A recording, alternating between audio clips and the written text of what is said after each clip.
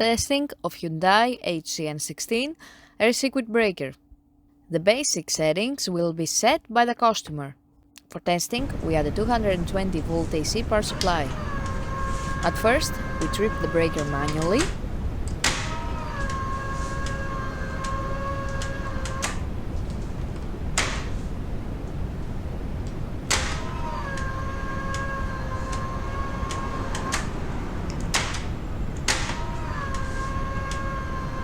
Then we trip the breaker with the help of the UVT. Next, we perform a short time delay test and the breaker trips almost instantly. And lastly, we perform a long time delay test and the breaker trips.